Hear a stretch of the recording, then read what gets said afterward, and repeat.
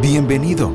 Es momento de escuchar un mensaje de la palabra de Dios para ti, a través de tu programa Ministerios de Gracia y Verdad, con los pastores Paco Aguirre, David Roberts y Alejandro Martínez.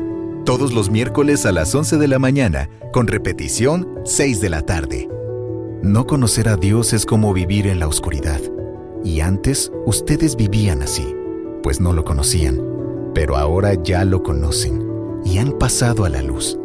Vivan entonces como corresponde a quienes conocen a Dios, pues su Espíritu nos hace hacer actuar con bondad, justicia y verdad. Efesios 5, versículos 8 y 9. Comenzamos. Y viendo al hombre que había sido sanado, que estaba en pie con ellos, no podían decir nada en contra. Entonces les ordenaron que saliesen del concilio y conferenciaban entre sí, diciendo: ¿qué haremos con estos hombres? Porque de cierto señal ha sido hecha por ellos, notoria a todos los que moran en Jerusalén, y no lo podemos negar. Sin embargo, para que no se divulgue más entre el pueblo, amenacémosles, para que no hablen de aquí en adelante a hombre alguno en este nombre. Y llamándolos, les intimaron que en ninguna manera hablasen ni enseñasen en el nombre de Jesús. Mas Pedro y Juan respondieron, diciéndoles: juzgad si es justo delante de Dios obedecer a vosotros antes que a Dios. Porque no podemos dejar de decir lo que hemos visto y oído. Ellos entonces les amenazaron y les soltaron, no hallando ningún modo de castigarles por causa del pueblo, porque todos glorificaban a Dios por lo que se había hecho. Vamos a dejarlo hasta el verso 21, hermanos. Vamos a orar. Y la enseñanza de esta mañana la he titulado El testimonio de Jesucristo. Oremos, por favor. Precioso Dios y Padre, con temor, con reverencia abrimos las Escrituras esta mañana. Estas son santísimas porque revelan tu voluntad, tu carácter, tu propósito. Revelan tu gloria, Señor.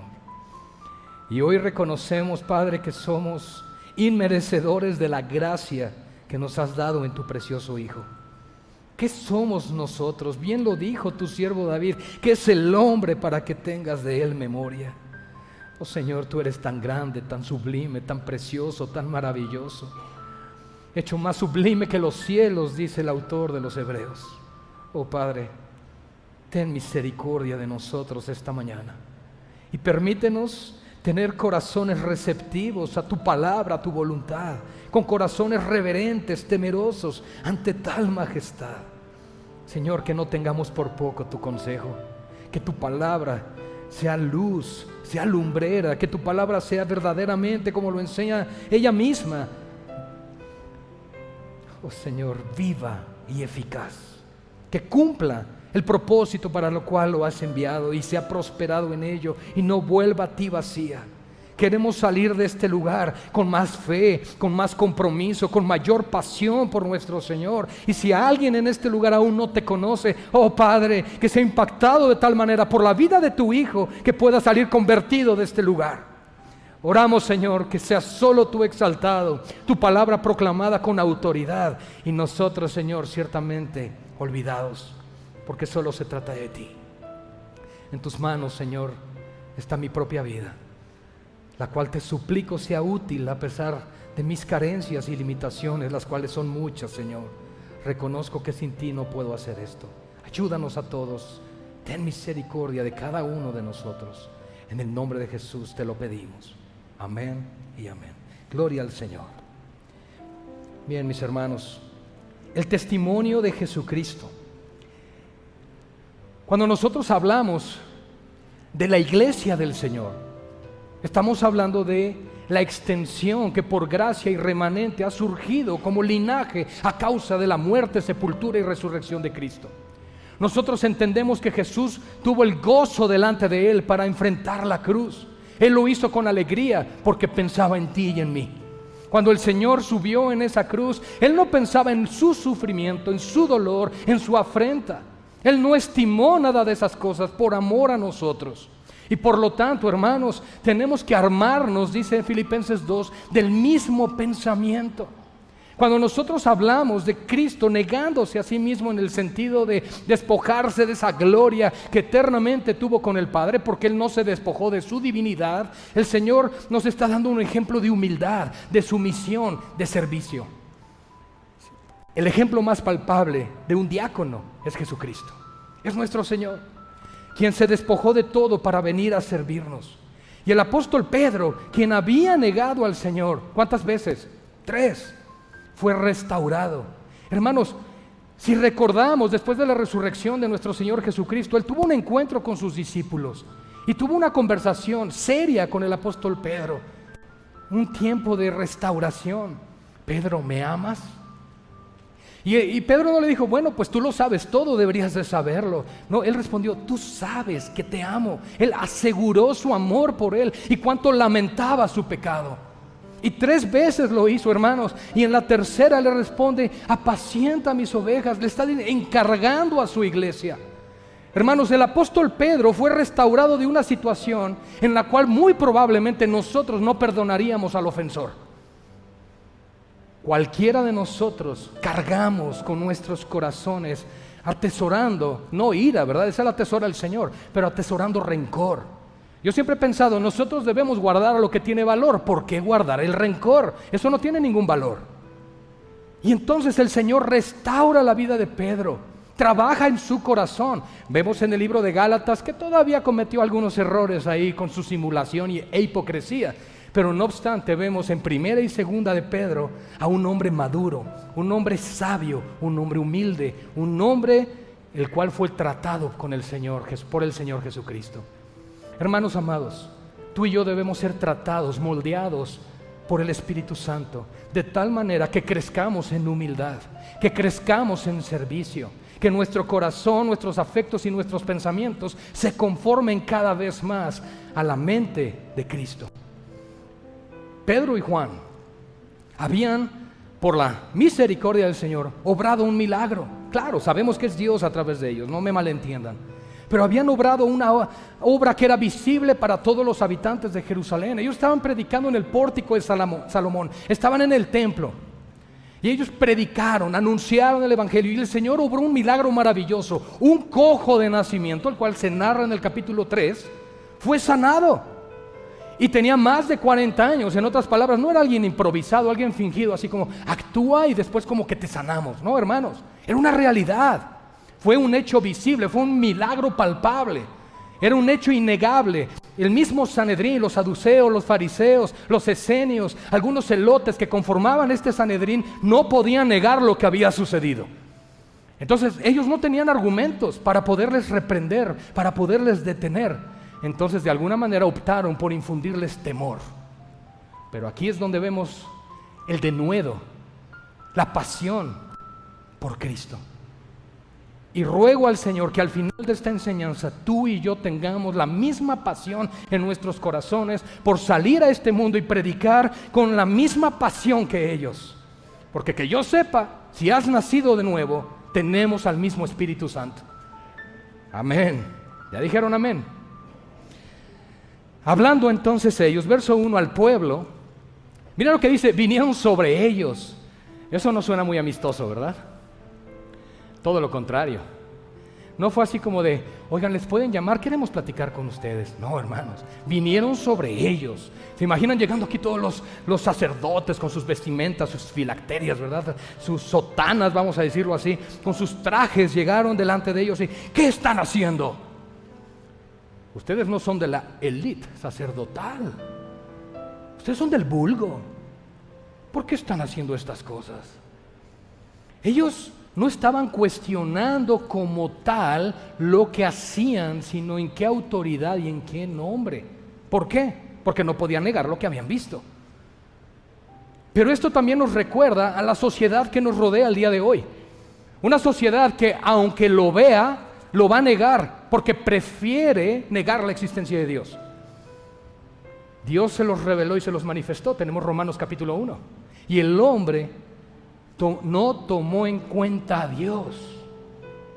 Es decir, el ateo no existe. Eso es lo que dice la Biblia. Al contrario, el Señor nos dice el necio en su corazón, no hay Dios. Entonces, mientras ellos se manejan como ateos, la Biblia dice, no, eres un necio. Eres un necio porque con tus propios ojos puedes comprobar la existencia de Dios. Un edificio es evidencia de que hay un constructor. Una pintura del siglo XVI es evidencia de que hay un pintor. Una creación es una evidencia de que hay un creador. Es matemática, hermano. 1 más 1 da 2. Así de sencillo. Entonces, la necedad del corazón es lo que lleva a la humanidad a resistirse a la creencia de la existencia de Dios. Pero ¿cuántos de nosotros, aún como cristianos, también nos resistimos a obedecer la gran comisión que hemos recibido de parte de Cristo? Ellos predicaron, vinieron sobre ellos los sacerdotes con los jefes de la guardia del templo y los saduceos. Ponte por un momento, en ese instante, en las sandalias de Pedro y de Juan. No había zapatos, hermanos. Te pones en ese calzado y te refresca la memoria y dices, así comenzó la persecución contra mi Señor. Ellos en ese momento podrían haber pensado, Juan, sí, dime Pedro, hasta aquí llegamos. Porque se estaba repitiendo la escena. Tenía unos cuantos días que el Señor había sido crucificado. Ellos estaban predicando el mismo mensaje delante de la misma audiencia, a diferencia que miles de almas se estaban convirtiendo. Esto entonces causó la alarma de los sacerdotes, de todos los principales oficiales del templo. Dijeron, no podemos permitir que esto continúe. Porque claramente, hermanos, en el versículo 2 dice, resentidos. Algunos autores o comentaristas de la Biblia dicen que estas personas estaban celosos de lo que sucedía. Pero más allá de eso, hermanos, estaban resentidos porque ellos creían que al haber crucificado al Señor Jesucristo, principalmente los fariseos, esto se acabó, este movimiento terminamos con él. Pero no fue así. No fue así, hermanos.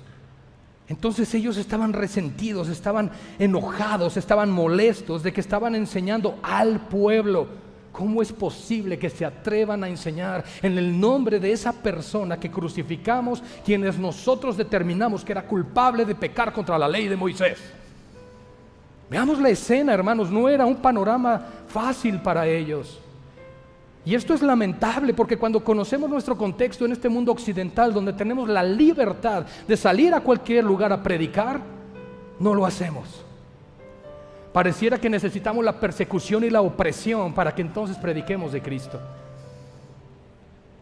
Aquí ellos estaban resentidos de que enseñaran y anunciaran en Jesús. ¿Qué enseñaban? La resurrección de entre los muertos. Pero ¿cuál era el problema? Que estaba una de las sectas judaicas de aquel tiempo, que eran los saduceos. Los saduceos conformaban el mayor número de posiciones dentro del Sanedrín, que estaba conformado por 71 personas. Y estas personas, los saduceos, negaban sistemáticamente la resurrección de entre los muertos. Sabemos que los fariseos fueron los que condenaron a Jesús. Literalmente, Caifás estuvo detrás de ese movimiento. En algún momento incluso los fariseos y los saduceos se pusieron de acuerdo, es decir, hicieron a un lado sus diferencias doctrinales con tal de crucificar al Señor. Pero ahora los saduceos estaban molestos. Primero, 3,000. Entre la primera y la segunda predicación, seguramente muchos estaban integrando a la iglesia. De pronto, otro sermón, 5,000 más. Tenemos que frenar esto. Algo está pasando y no puede seguir. Y entonces, mis amados hermanos, ellos anunciaban en Jesús la resurrección de los muertos. Les echaron mano. Esto no suena nada amistoso, lo reitero. Era una situación difícil, estaban solos. En ese momento, ¿dónde están los demás? La pregunta sería también, ¿y los 3,000 y los 5,000? ¿Por qué no nos están apoyando en este momento? Nos han abandonado. Y me gusta cuando el mismo apóstol Pablo dice, en mi primera defensa nadie estuvo conmigo, todos me abandonaron, pero el Señor estuvo a mi lado. Pedro y Juan sabían una cosa, el Señor está con nosotros. Y si Él ha determinado que hasta aquí llegó nuestro ministerio, a Él sea la gloria. Pero si hemos de morir, que sea por Cristo, que sea por el Evangelio. que sea por Él. Si hemos de ser difamados, perseguidos, humillados y maltratados, que sea por causa de Cristo. Como dice el apóstol Pedro, si hemos de padecer, que sea como cristianos, y entonces seremos bienaventurados. Pero muchos, hermanos, versículo 4, muchos de los que habían oído la palabra creyeron, y el número de los varones era como 5,000. Es la última vez que encuentras en el registro de Hechos de los Apóstoles por mano de Lucas un número detallado, un censo, por decirlo así. A partir de este momento era incontable, ya no había una cifra que pudieran calcular. La iglesia seguía expandiendo y creciendo por la predicación de la palabra de Dios. Esto es maravilloso, hermanos. Y lo que el Señor nos quiere dejar ver aquí es que no solamente era necesario en aquel tiempo que el evangelio se predicara para que los creyentes se multiplicaran. Mi pregunta es, ¿qué llamado tiene la iglesia de hoy? ¿Cuál es el propósito por el cual Cristo te salvó? ¿Por qué derramó su sangre por ti? Sí, justicia, perdón y eterna gloria en su presencia, pero para que aquí seamos testigos de Él. Esta es tu Jerusalén, esta ciudad. Más allá está tu Samaria, más allá está tu Judea. En otras palabras, Dios nos ha posicionado y colocado en el tiempo específico de la historia con el propósito de testificar del Salvador. Hermanos, si no estamos cumpliendo con ese propósito, no estamos siendo fieles al llamado de Cristo, no estamos cumpliendo con el llamado que Dios nos ha dado y nos ha comisionado como discípulos del Señor. Hermanos, es precioso reunirnos. Soy pastor en una iglesia y es glorioso la coinonía del cuerpo de Cristo, pero no hay más gozo como el poder salir y anunciar del Señor. Eso es maravilloso, hermanos, y es un llamado a la iglesia. Es un llamado a predicar, a compartir en tiempo y fuera de tiempo. Insiste, redarguye, reprende, exhorta con toda doctrina, paciencia, dice la palabra. Hermanos, son exhortaciones que encontramos en las Escrituras. Dios nos ayude a tener la pasión que tuvieron Pedro, Juan, los apóstoles, los mártires y hombres de Dios y mujeres de Dios que a lo largo de la historia han proclamado el Evangelio. Así que aconteció al día siguiente, porque resulta que los llevaron, hermanos, a prisión, pero no era legal el que los juzgaran en la noche. De hecho, cuando ellos hicieron eso con nuestro Señor Jesucristo, quebrantaron sus propias leyes. Todo lo que sucedió con nuestro Señor fue manipulado por el diablo, permitido y orquestado por el Padre. En este caso, Dios tuvo misericordia, porque aún tenían que testificar del Señor, y Dios aún tenía planes para ellos. Como dicen por ahí, cuando Dios haya acabado contigo y su propósito en ti, lo vas a saber, porque vas a estar en su presencia. Así que aconteció al día siguiente que se reunieron en Jerusalén los gobernantes, los ancianos y los escribas. Tenían que ver qué iban a hacer con estas personas, porque no podían detenerlos. Mi pregunta es, ¿qué bendición sería, a poco no, que las autoridades de Aguascalientes se tuvieran que reunir para ver cómo detener a la iglesia Gracia y Verdad, que no paran de predicar y conmocionar en su ciudad? ¿No sería maravilloso eso? Gloria al Señor, hermanos, es lo que Él nos está dejando ver en su palabra. Él nos está dejando ver que conmocionó a las mismas autoridades, porque ya no solamente es el Sanedrín, son los gobernantes de la ciudad. No, estos nos van a causar una total revuelta, va a haber un problema y los romanos nos van a acabar. Ahora sí, si no sucedió con su maestro y líder, ahora sí va a pasar. Mira cuántos los están siguiendo. Wow. Hermanos, esto conmocionó a la ciudad y Jerusalén no era pequeña en aquellos tiempos. Así que el sumo sacerdote, Anás y Caifás, Anás era el suegro, él fue sumo sacerdote en los días del nacimiento de Jesús, pero aquí Caifás, que era su yerno, él tenía el sumo sacerdocio y era de los fariseos y fue el principal promotor de la muerte del Señor Jesucristo. Eso nosotros lo sabemos claramente. También estaban Juan y Alejandro, que están hablando del gobierno de Jerusalén, y todos los que eran de la familia de los sumos sacerdotes. Y poniéndoles en medio, les preguntaron. Ahora, hermanos, el Sanedrín no era como cualquier tipo de lugar para juzgar a las personas. Todas estas autoridades se paraban alrededor en diferentes niveles y ponían abajo al acusado. Imagínense qué forma de intimidar.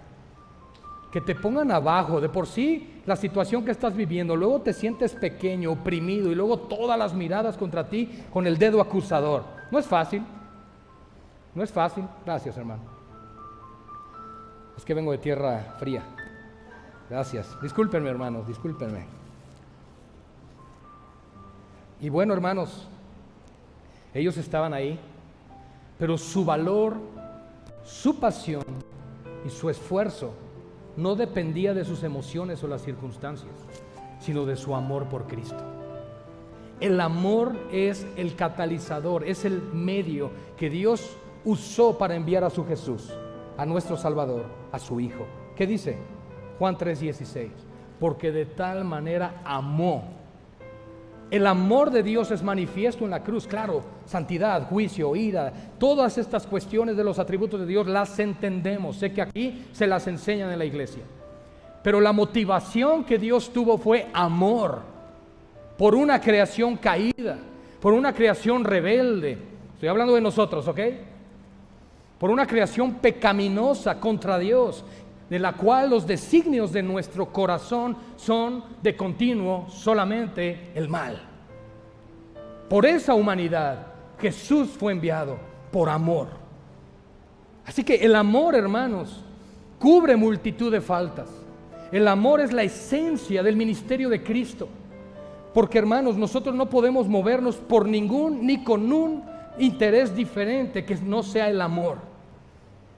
Líbrenos el Señor de tener motivaciones incorrectas en el corazón del por qué hacemos lo que hacemos. Nuestra motivación debe de ser por amor a Dios y amor al prójimo, nada más. Por eso hacemos lo que hacemos, por eso el Señor nos ha salvado, por amor. Así que muchos de los que habían oído se convirtieron. 5,000. 2. Aconteció que se reúnen gobernantes y todo el Sanedrín. 3. El sumo sacerdote, en este caso que era oficialmente Caifás, y con los gobernantes, y entonces con sus familias los ponen en medio, les preguntan: ¿con qué potestad o en qué nombre habéis hecho vosotros esto? Ellos estaban más preocupados por eso que por la sanidad de un enfermo. ¿No les habla eso de hipocresía? Hermanos, si alguien es sanado, hay alegría, hay gozo. Oye, me gozo, te vi 40 años aquí en la puerta de la Hermosa pidiendo limosna y ahora estás sano. Gloria a Dios. Ah, no, ese no era el motivo. ¿Por qué están haciendo eso? ¿En qué nombre y en qué autoridad? Ellos no están negando el milagro porque era visible.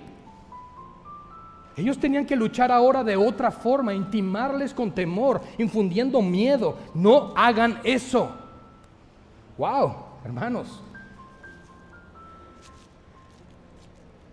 ¿No se les hace una antítesis, un opuesto, el considerar que a ellos se les tuvo que intimar con temor a que no predicaran y a la iglesia hay que rogarle que salga a predicar? ¡Wow! ¡Qué triste en lo que nos hemos convertido! Entonces, Pedro, aquí está la clave en el versículo 8, lleno del Espíritu Santo. ¿De quién estaba lleno? Él ya era salvo. Él ya había sido bautizado por el Espíritu Santo, vamos a decirlo así. Hechos capítulo 2, vino la plenitud, la llenura del Espíritu de Dios.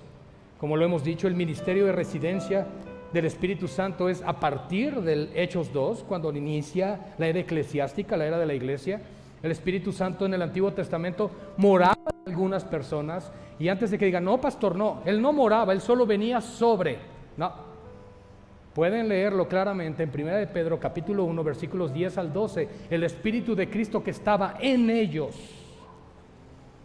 Pero la plenitud, la llenura, la residencia sobre la iglesia vino a partir de Hechos capítulo 2. Y en este momento entonces Él es lleno, significa inspirado, capacitado en todos los aspectos, controlado, gobernado, como lo enseña Romanos 8:16, porque todos los que son hijos de Dios, estos son guiados por el Espíritu Santo. Eso es algo impresionante, porque todos los que son guiados por el Señor, estos son hijos de Dios, dice la palabra en el texto original. Así que Pedro, lleno del Espíritu Santo, les dijo: gobernantes del pueblo y ancianos de Israel. Aquí el primer ejemplo de humildad que ellos nos dan. ¿Qué nos enseña Romanos 13? Sujétate y sométete a toda autoridad, porque toda autoridad ha sido puesta por Dios.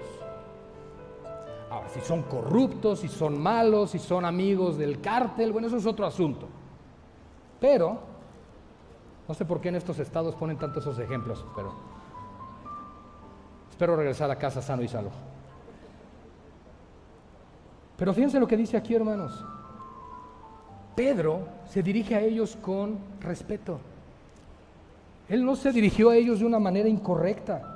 Él está diciendo aquí algo muy interesante. Miren lo que está sucediendo.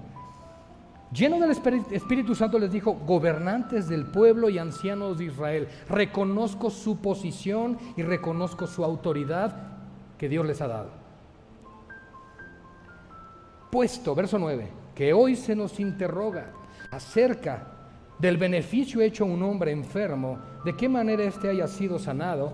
Pedro fue tan sabio, ¿por qué? Porque fue lleno del Espíritu Santo. Y él no se metió primero en los temas del nombre de Jesús, lo va a hacer un verso adelante, pero lo primero que quiere hacerles ver, comprender, es decir, reflexionen y utilicen el sentido común, gobernantes y ancianos. ¿Qué cosa? Nos están interrogando y confrontando como los peores homicidas o asesinos, porque una persona fue sanada. Dense cuenta lo que están haciendo. Están quedando mal delante del pueblo, están fallando, están haciendo un diagnóstico completamente incorrecto, están evaluando malas cosas. Desde ahí está confrontando el error que había en ellos. Ustedes están juzgando un bien, están criticando algo que Dios hizo. ¡Wow! ¡Qué sabiduría y qué valor! ¿Recuerdan dónde estaba? ¿Y delante de quiénes? Sea notorio a todos vosotros, versículo 10. ¡Wow! ¡Qué autoridad y qué pasión! Y a todo el pueblo de Israel, que en el nombre de Jesucristo de Nazaret, a quien vosotros, ahí sí, ¿se imaginan a Pedro viendo a los ojos a Caifás? A quien vosotros crucificasteis. ¡Wow! Hermanos, no es cualquier cosa. ¿Te atreverías? Es lleno del Espíritu Santo, sí. Pues entonces busquemos la llenura del Espíritu Santo para testificar de la misma manera. En el nombre de Jesucristo, Nazaret, algo bueno puede salir de Nazaret, ¿se acuerdan? Natanael dijo eso. Es decir, había un menosprecio por esa ciudad, por esa aldea. Y Pedro, orgulloso de su Señor, no orgullo de vanidad o de arrogancia, sino orgulloso de su Dios, su Señor, su Salvador, dice: en el nombre de Él, que ustedes crucificaron, menospreciaron, es que ustedes pueden ver a esta persona sana. Fíjense lo que dice: a quien vosotros crucificasteis y a quien Dios resucitó de los muertos, saduceos, por él este hombre está en vuestra presencia sano. Hermanos, se requiere valor para hacer eso. Y se requiere valor, estoy de acuerdo con ustedes, para salir y predicar. Sí se requiere valor, pero tenemos que ser llenos del Espíritu Santo. Tenemos que tener pasión por Cristo y amor por las almas perdidas. Este Jesús, versículo 11, es la piedra reprobada por vosotros los edificadores, la cual ha venido a ser cabeza del ángulo. Sabemos que la piedra angular es sobre la cual se edifica la iglesia. Sabemos que Cristo es el fundamento, que Cristo es la primera piedra. Es más, hermanos, los apóstoles son rocas fundacionales, son columnas de la iglesia, dice la misma Escritura. Si tú preguntas, ¿y la iglesia está edificada sobre Pedro, por ejemplo? La Biblia dice que sí, pero la piedra angular es Cristo. Es decir, todos los apóstoles forman parte del fundamento. Pastor, eso no suena a catolicismo romano. Hermanos, ¿qué dice Efesios 2:20? edificado sobre el fundamento de los apóstoles y los profetas. Ahora, ese fundamento sabemos que es la palabra, antes de que me quieran arrojar piedras. Pero ellos son piedras fundacionales. Es más, se dice que cuando se va a dar el concilio y cuando reciben al apóstol Pablo, dice los cuales serán considerados columnas de la iglesia. Entonces, hermano, no es pecaminoso enseñar eso. El pecado es decir que la iglesia es sostenida y depende de Pedro. Eso es un pecado, eso es blasfemo. Cristo es la piedra angular. Pero el Señor sí les dio esa facultad a los apóstoles para que nosotros sigamos edificando como piedras vivas un edificio santo al Señor. Eso es lo que enseña la Biblia. No es pecado decir eso, porque somos un edificio. ¿Y el fundamento cuántas veces se pone? Una sola vez. ¿Necesitamos los apóstoles hoy? No. En la Biblia sí, presenciales ya no, porque ya pusieron el fundamento. Cristo es la piedra angular. Sin Cristo todo se cae, que quede claro. Cristo lo sostiene todo. Y entonces Jesús es la piedra reprobada. Esto está anticipando desde los profetas cuando hablaban que rechazarían al Mesías. Y en el versículo 12, que es yo creo que uno de los versículos más famosos del capítulo 4 de Hechos de los Apóstoles, ¿qué nos dice? Wow. Y en ningún otro hay salvación, porque no hay otro nombre bajo el cielo dado a los hombres en que podamos ser salvos. Wow, hermanos, qué confrontación, qué valor estar predicando estas cosas delante del Sanedrín de Israel y delante de los gobernadores. Eso es pasión, eso es amor por Cristo, eso es realmente tomar tu cruz, negarte a ti mismo cada día y seguir al Señor. Eso es, hermanos, eso es ser verdadero cristiano. No poner un pececito detrás del auto, no traer una playera que diga yo amo a Jesús. Esto es amar a Cristo, hermanos. Entonces, pues sí, versículo 3, viendo el denuedo de Pedro y de Juan. Pero ¿qué fue lo que sucedió, hermanos? ¿Qué marcó la diferencia? Llenos del Espíritu Santo. ¿Cómo está tu vida de oración? No me refiero cuando oras por tus alimentos. A veces se nota cuando alguien no ora, porque cuando está orando por los alimentos pide por el tío, por el perro, por la amiga, por el pariente, por todo. Oye, hermano, solo da gracias a Dios por los alimentos. No vaya el Señor a restaurar mi comida y ya no me la pueda yo comer. Le devuelva la vida. No, hermanos. Cada cosa tiene su momento y su lugar. Y hay algo que la iglesia debe tener: comunión íntima con Dios. Comunión con Dios. Así como estamos ahorita, hermanos, así deben estar las reuniones de oración de la iglesia. Llenas. No, esas no importan tanto. Yo oro en mi casa. ¿En serio? Yo tengo mi vida de oración, una vida que no sabes, pero yo la tengo. Ok. Si somos llenos del Señor, hablaremos del Señor. Si eres lleno del fútbol, hablarás del fútbol. Si eres lleno de los coches, de los automóviles, hablarás de los automóviles. Si estás lleno de la política y las cosas del mundo, hablarás de la política y de las cosas del mundo. Pero si estás lleno de Cristo, hablarás de Cristo. ¿Tiene sentido? Amén. Así que vieron el denuedo de Pedro y de Juan, y sabiendo que eran hombres sin letras y del vulgo, se maravillaban y les reconocían que habían estado con Jesús. Ahí está el punto número 2 de la comunión con Dios. ¿Cuál? 1, llenos del Espíritu Santo. 2, les reconocieron que estaban con Jesús. ¿Se reconoce que tú estás con Cristo? Claro, cuando vivimos como Él. Romanos 8:29 enseña que fuimos predestinados para ser hechos conforme a la forma del Hijo de Dios. Dios Padre está formando a Cristo en su iglesia de manera individual y personal. Por eso los tratos de Dios son contigo.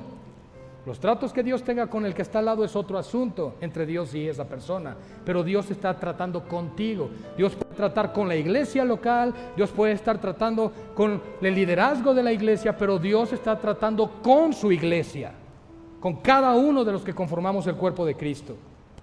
Ellos vieron el denuedo, vieron que no los podían frenar, algo los respalda. ¿Qué es esto que está sucediendo? ¿Por qué no se callan? ¿Por qué no vieron que matamos a su maestro?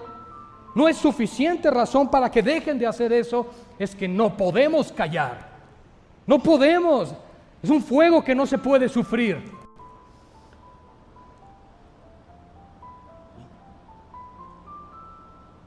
¿Nuestra vida es así de testimonial? ¿Testificamos de tal manera que se puede decir, reconozco que has estado con Jesús? Hermanos, yo les pregunto, ¿Jesús es ministro de pecado? No. Jesús es perfecto, Jesús es santo, Jesús es Dios. El Padre siempre estaba con Cristo porque Cristo hacía siempre lo que al Padre le agradaba. 2 veces en el bautismo de Cristo y en el monte de la transfiguración, la voz vino del cielo diciendo, Él es mi Hijo amado en el cual se complace mi alma, o en el cual me complazco, o en el cual tengo complacencia, según la versión que tengas. El punto es que el Padre se complace solo en Él. Y en este momento estamos viendo a 2 hombres llenos del Espíritu Santo que fueron reconocidos por haber estado con Cristo, porque vivían y hablaban como Él. ¡Wow, hermanos! Esa es la iglesia de Cristo. Esa es la evidencia de un corazón transformado por el Evangelio. Sí, luchamos con nuestros pecados, hermanos. Yo no estoy aquí al frente diciéndoles, yo no lucho con la tentación, con las pruebas, yo no tengo pensamientos malos, yo cada día soy más santo. No, hermanos, todos tenemos una lucha espiritual. ¿Pero qué haces con tus pensamientos? ¿Los anidas, permites que bajen al corazón y los pones en práctica, o los llevas cautivos en obediencia a los pies de Cristo? Todos tenemos malos pensamientos, hasta el hombre más santo de este planeta. Todos los tenemos. La diferencia es qué hacemos con ellos. Y aún esos pensamientos que nos llevan a, no, ¿cómo hablar? ¿Cómo testificar? Ay, no, me da pena, me da vergüenza. Eso, hermano, tiene que ser llevado cautivo también en obediencia a los pies del Señor. Señor, sí, tengo temor. Señor, me da vergüenza. Señor, se me traba la lengua. Y el Señor te va a decir como Moisés, ve porque yo iré contigo. Tenemos que confiar que es la obra de Dios, no tu obra, no es tu plan, no vas en tu nombre, vas parte del Señor. Así que viendo al hombre que había sido sanado, no había manera de resistirse a eso, que estaba en pie con ellos, no podían decir nada en contra, hermanos. Entonces les ordenaron, pues, ¿qué les decimos? ¿Qué hacemos? No tenemos ninguna evidencia legal o nada a nuestro favor para resistir este avance. Optamos por el temor, una estrategia muy común. Nosotros somos los sacerdotes, están con nosotros los gobernadores, no podemos permitir que se salga de control esta situación. Entonces les ordenaron que saliesen del concilio y conferenciaban entre sí. ¿Qué hacemos? ¿Qué vamos a hacer? ¿Se imaginan el cuchicheo que había ahí? Oye, pero matamos a su señor, matamos a su líder, y aún así estos siguen adelante. Y fue manifiesto, este hombre fue sanado. No podemos negar lo que todo el pueblo vio. Pero ahora miles de personas los están siguiendo, los tenemos que callar ya.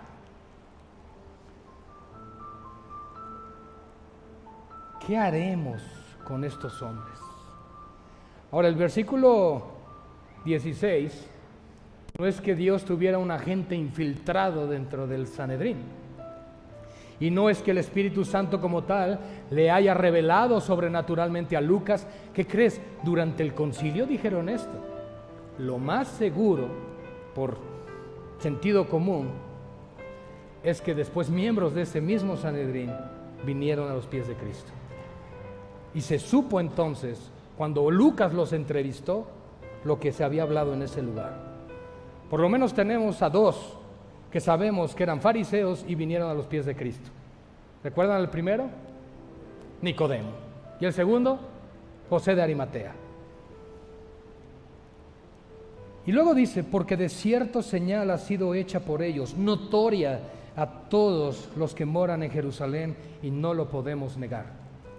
Cuando la iglesia está predicando el Evangelio, se nota. Hay un cambio, hay una transformación. De hecho, puedes transformar tu colonia, tu ciudad, pero debemos comenzar con nuestra vida y familia. Tenemos que comenzar a vivir el Evangelio. Porque ojo con lo que voy a decir. Claro, salimos en su nombre, en su autoridad y con su mensaje, y el Señor se sirve de su palabra, pero nuestra vida debe ser un reflejo de lo que predicamos.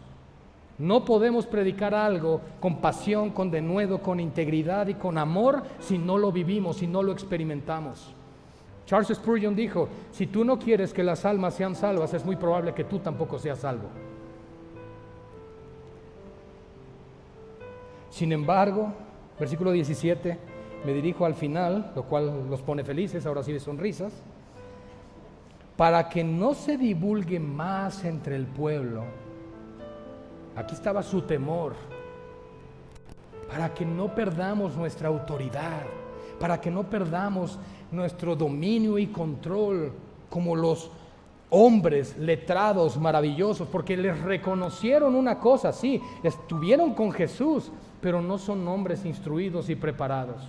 ¿Saben, hermanos? A veces nosotros llegamos a pensar, no, los pastores tienen que de perdida ir al seminario. Hermanos, yo no digo que no debamos de estudiar, porque el mismo pastor exhorta a la iglesia que estudie, claro, pero Dios puede servirse de cualquiera, de quien sea. Ahora, no eran tan ignorantes o tan faltos de estudio porque pudieron escribir epístolas. Entonces, por lo menos sabían leer y escribir. ¿Estamos de acuerdo en eso? Bueno, fueron a la primaria de Jerusalén.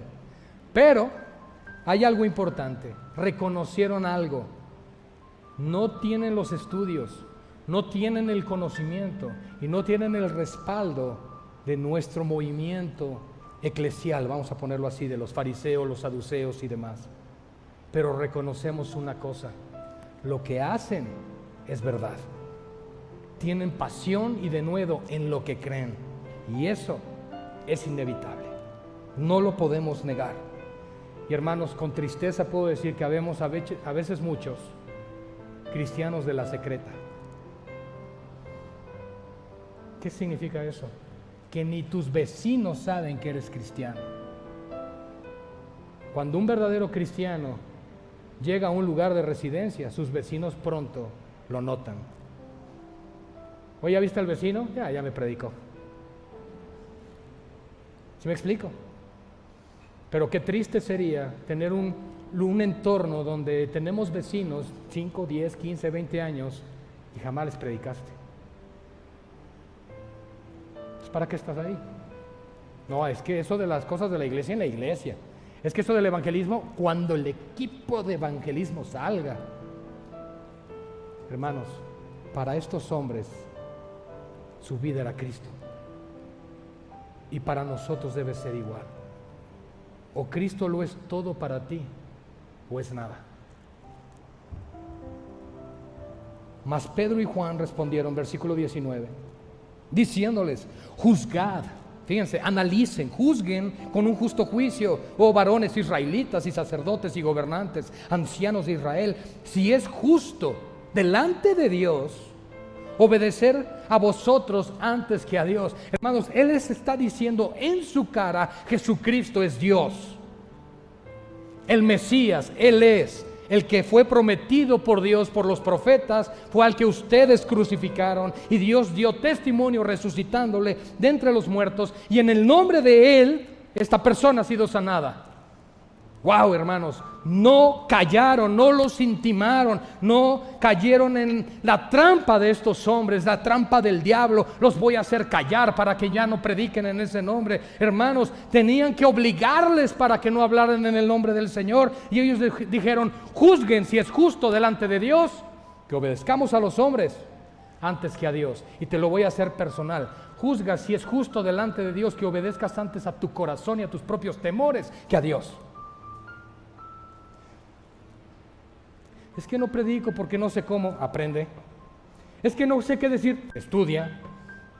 Pretextos hay muchos, pero necesitamos esforzarnos en la fe. Límpiate de toda esa contaminación de carne, hermano, de toda esa contaminación del espíritu, y llénate del Señor. Porque no podemos dejar, versículo 20, de decir lo que hemos visto y oído. Primera de Juan 1:1, el mismo Juan también dice, lo que era desde el principio, lo que hemos oído, lo que hemos visto con nuestros ojos, lo que hemos contemplado, palparon nuestras manos tocante al verbo de vida. Hermanos, ellos testifican porque lo viven. A quien nos quede el saco. Ellos testifican porque viven en comunión con Jesús. Y el versículo 19, hermanos, es un versículo fuerte, Porque aquí la palabra del Señor nos está diciendo que hay momentos cuando sí se debe desobedecer a la autoridad. Y a una autoridad expuestas por Dios. Porque Pedro y Juan los reconocieron, ¿verdad?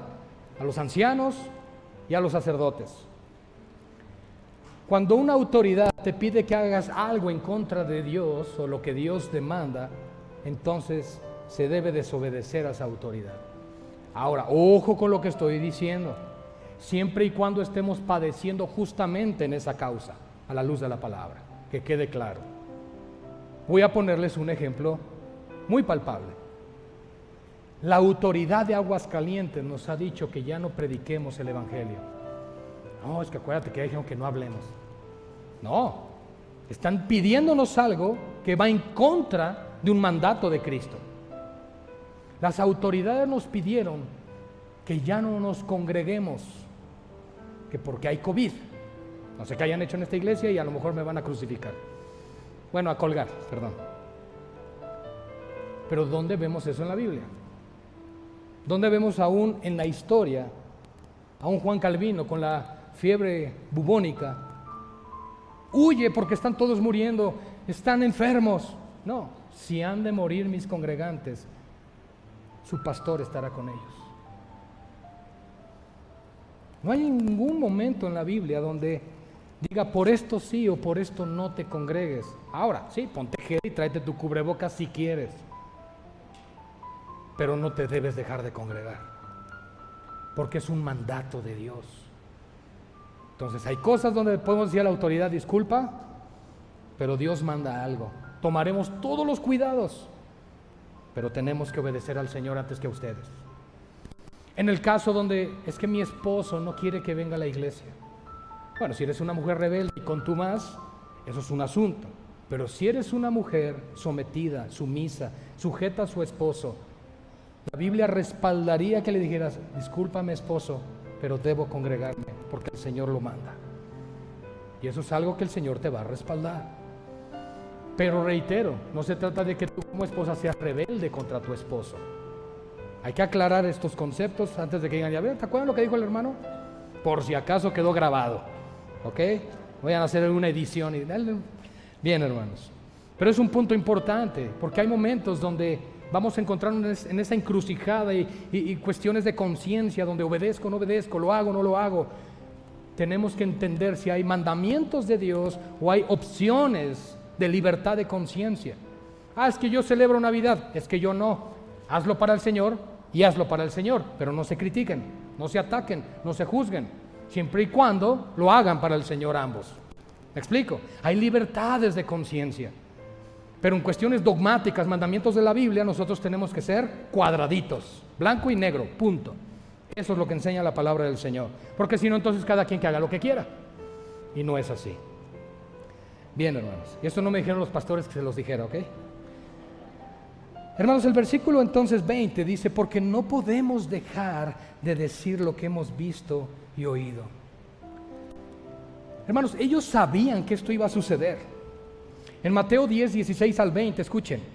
He aquí yo os envío como ovejas en medio de lobos. Sed pues prudentes como serpientes y sencillos como palomas.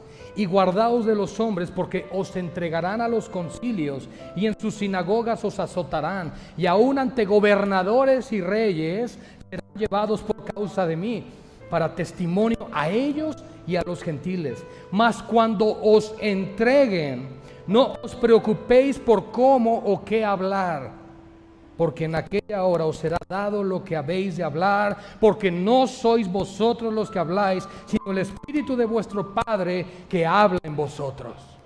Wow. Imagínense en ese momento a Pedro y a Juan diciendo, yo recuerdo lo que nuestro Señor Jesús dijo. Él anticipó que estas cosas sucederían, pero Él anticipó que el Espíritu Santo nos llenaría y nos respaldaría en todo. Wow. Hermanos, eso es realmente ser embestidos del dunamis de Dios, del poder de Dios que está manifiesto en Hechos 1:8. Y ese es el poder que Cristo le ha dado a su iglesia, para testificar de Él. Sí, para que te santifiques, sí, para que tengas dones y talentos, sí, para que los pongas en servicio para la edificación del cuerpo, pero sobre todo para que testifiquemos de quién es el Señor. Así que ellos no podían dejar de decir lo que han visto y oído. Ellos entonces no les quedó otra opción más que amenazarlos. Miren cómo fueron siendo acorralados porque no tenían opción estos líderes de poder hacer callar a los cristianos. Dios nos conceda ser así. Los amenazaron y los soltaron, no hallando ningún modo de castigarles por causa del pueblo, porque todos glorificaban a Dios por lo que se había hecho. Hacemos algo contra ellos y el pueblo se nos viene encima. ¿Cuál era el temor de estos hombres? El hombre. ¿Cuál era el temor de Pedro y Juan? Dios. Y entonces, hermanos amados, estos dos hombres fueron usados por Dios para que 5,000 hombres, sin contar niños y niñas, hay estadísticas que calculan que para este momento ya había 15,000 cristianos en Jerusalén. 2 personas conmocionaron la ciudad porque fueron llenos del Espíritu Santo y porque tenían comunión con Cristo. Ellos sabían una cosa: si estoy en este mundo y si Dios me ha traído a este lugar, es porque su voluntad y su propósito es que yo solo testifique de Él. A Dios sea la gloria y nos conceda, preciosa iglesia, ser hallados fieles en todo lo que Dios nos encargó. Oremos. Precioso Dios y Padre, qué privilegio ser llamados hijos de Dios. Pero qué lamentable si no testificamos de ti. Ayúdanos, Señor. Durante todo este fin de semana has hablado a nuestros corazones acerca de la importancia del evangelio, del evangelismo. Y hoy, Señor, nos has dado el testimonio a través de 2 siervos tuyos que lo único que hicieron fue ser obedientes. Tú te encargaste del resto. Señor, ayúdanos a entender y a comprender que tú eres por nosotros. Y si tú eres por nosotros, ¿quién contra nosotros, Señor? Porque no escatimaste a tu propio Hijo. ¿Y cómo no nos darás juntamente con Él todas las cosas? Señor, perdónanos si no hemos cumplido con la gran comisión. Perdónanos si hemos tenido temor del César de este mundo. Perdónanos, Señor, si nos hemos avergonzado de ti y no hemos dado testimonio cuando vemos una necesidad a nuestro alrededor. Perdónanos si hemos retenido el mensaje del evangelio cuando sabemos que la esperanza a un enfermo, a un débil, a un matrimonio, a una persona que está sufriendo en este mundo por temor a ser avergonzados o que se piense de nosotros. Señor, pero ahora rogamos que tú trates con nuestro corazón, que renueves nuestro entendimiento, que nos lleves a ser conformados a la imagen de Cristo, quien nos dio el mayor testimonio de lo que es salir de esa zona de confort. Él dejó el trono en el cielo para venir a esta tierra a servirnos hasta la muerte. Ayúdanos a armarnos del mismo pensamiento, a tener pasión en nuestro corazón, a ser identificados como Pedro y Juan al ver el denuedo de ellos.